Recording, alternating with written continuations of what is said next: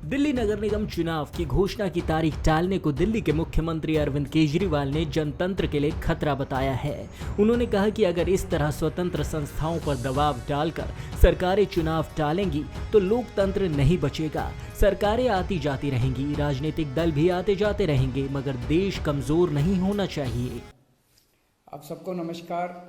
नगर निगम के दिल्ली नगर निगम के एमसीडी के अभी चुनाव होने वाले थे 9 तारीख को। जो दिल्ली चुनाव आयोग है, स्टेट इलेक्शन कमीशन है दिल्ली का, उन्होंने सुबह सुबह एक प्रेस इनविटेशन भेजा कि आज शाम को 5 बजे चुनाव आयोग एमसीडी के चुनावों की तारीख का ऐलान करेगा, डेट्स ऐलान करेगा, किस तारीख को नॉमिनेशन होगा, किस तारीख को विड्रॉ किया जा सकता है चुनाव, किस तारीख को। शाम को 5 बजे चुनावों का ऐलान होना था, तारीखों का ऐलान होना था। 4 बजे, उसके 1 घंटा पहले, केंद्र सरकार ने चुनाव आयोग को चिट्ठी लिखी कि हम दिल्ली के तीनों नगर निगमों को एक साथ एक नगर निगम बनाने जा रहे हैं, इसलिए आप ये चुनाव टाल दीजिए। 5 बजे चुनाव आयोग ने चुनावों केंद्र सरकार के कहे के मुताबिक चुनाव टालने का ऐलान कर दिया। शायद भारत के इतिहास में पिछले 75 साल में आज़ादी के बाद से पहली बार ऐसा हुआ होगा कि केंद्र सरकार ने सीधे किसी राज्य के चुनाव आयोग को चिट्ठी लिख के चुनाव टालने के लिए कहा है।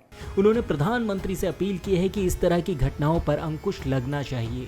डिजिटल प्रेस कॉन्फ्रेंस के जरिए अरविंद केजरीवाल ने कहा कि 2 दिन पहले राज्य चुनाव आयोग दिल्ली नगर निगम चुनावों की घोषणा करने को लेकर सूचना देता है, मगर घोषणा से 1 घंटे पहले यानी 4 बजे के आसपास केंद्र सरकार की तरफ से चुनाव आयोग को चिट्ठी लिखी जाती है। उसमें कहा जाता है कि वह दिल्ली के तीनों नगर निगमों को एक साथ एक निगम बनाना चाह रहे हैं, इसलिए चुनाव टाल दिया जाए। चुनाव आयोग केंद्र सरकार के कहने पर चुनाव घोषणा की तिथि टाल भी देता है। शायद देश के इतिहास में पहली बार ऐसा हुआ होगा कि सीधे किसी राज्य के चुनाव आयोग को चिट्ठी लिखकर चुनाव टालने के लिए कहा गया है।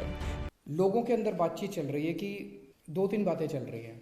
7 साल से 8 साल से केंद्र में भारतीय जनता पार्टी की सरकार है।